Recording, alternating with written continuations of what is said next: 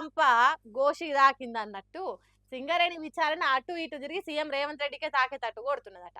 అత్తగారు సొమ్ము అల్లుడు దాన ధర్మాలు చేసినట్టు సింగరేణి పైసలు చిల్లర తీరుగా ఫుట్బాల్ ఆట కోసం పురుసాతిగా ఖర్చు చేసినందుకు దాని మీద కూడా విచారణ చేస్తుందట సెంట్రల్ సర్కారు. సింగరేణి టెండర్లకు షిల్లులు పెట్టి ఇష్టం ఉన్నోళ్లకు కట్టబెట్టి కట్టలకు కట్టలు దోపిడీ జరుగుతున్నదని వార్తలు వచ్చినాయి కదా. హగు దాని మీద సెంట్రల్ సర్కారు ఇద్దరు సభ్యులతోని తీగలాగితే డొంక కదలాలన్నట్టు కమిటీ చేసింది. హగో దాంతో పాటు సింగరేణి సిఎస్ఆర్ నిధులు అంటే ఆపదలు ఉన్నోళ్ళని ఆదుకునే దానికి అప్పుడిన్ని ఇప్పుడిన్ని పక్కకు పెట్టిన పైసలను నీళ్ళ తీర ఖర్చు చేసిన దాని మీద కూడా నజరేస్తారట, గట్టి విచారణ చేస్తారట.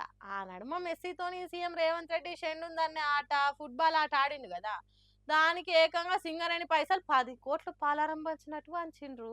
అంతేకాదు సింగరేణి పైసలను సర్కార్ పథకాల కోసం వాడుకున్నారు.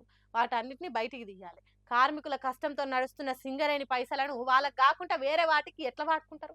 సీఎం సొంత ఆట సోకుల కోసము సింగరేణి అల్కవ దొరికిందా? అసలు సింగరేణిని బతికిచ్చే ఆలోచన ఉన్నదా, లేకుంటే గిట్లన దాని పైసలు వేరే కార్యాలకు సొంత సోకులకు ఖర్చు చేసుకుంటా సింగరేణికి సీలేద్దాం అనుకుంటున్నారా అనేది అనేది ఈ విచారణలో తేల్చే పని చేస్తారట. 3 రోజులలో విచారణ చేసిన నివేదిక పబ్లిక్ ముంగట పెడతారట.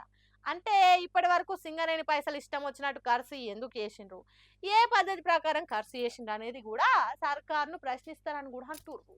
మరి చూడాలి ఈ విచారణ ఎటు తిరిగి ఇంకెటు పోయి ఎవలకు చుట్టుకుంటుందా అనేది తర్వాత తర్వాత తెలుస్తుంది. ఓ 3 రోజులు అయితే